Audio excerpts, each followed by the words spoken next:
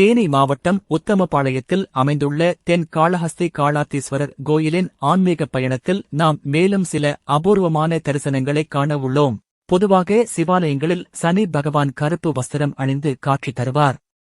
ஆனால் இந்த புண்ணிய தலத்தில் தனிச்சன்னதியில் வீற்றிருக்கும் சனி பகவான் பச்சை வஸ்திரம் அணிந்து பக்தர்களுக்கு அருள் பாலிப்பது மிகவும் அபூர்வமானதாகும். 7.5 சனி மற்றும் அஷ்டமத்து சனியால் பாதிக்கப்பட்டவர்கள் பச்சை வஸ்திரம் அணிந்த இந்த சனீஸ்வரர் பகவானுக்கு தீபம் ஏற்றி மனமுருகி வழிபட்டால் துன்பங்கள் பனி போல விலகும் என்பது ஐதீகம்.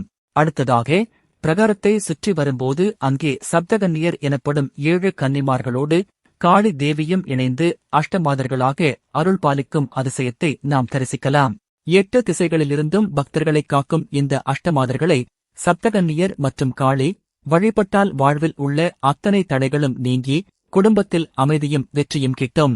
கல்வியிலும் ஞானத்திலும் சிறந்து விளங்க கையில் அழகிய வீணை ஏந்தியவாறு காட்சி தரும் கலைவாணி சரஸ்வதி தேவிக்கு இங்கு தனிச்சன்னதி அமைந்துள்ளது தனிச்சிறப்பாகும்.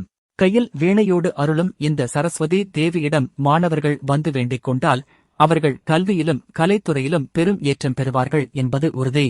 அதேபோல சர்ப்ப தோஷங்களை நீக்கும் அருங்கொடையாளனாக விஷராஜா இந்த கோயிலில் அருள் பாலிக்கிறார்.